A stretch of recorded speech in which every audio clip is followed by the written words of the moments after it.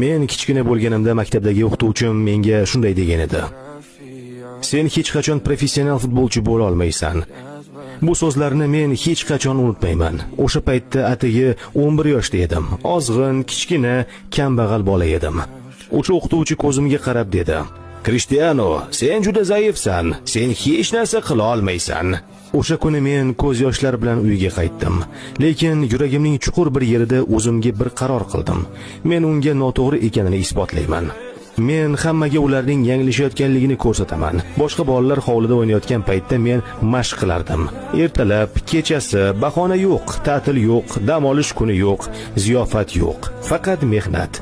Oyoqlarim og'rib ketguncha, nafas ololmay qolguncha shug'ullandim. Har bir yugurishim, har bir gollarim, har bir ko'tarilgan kubogim o'sha so'zlarga berilgan javobim edi. O'sha kuni men bitta haqiqatni angladim. Senga ishonishmasa, bu hali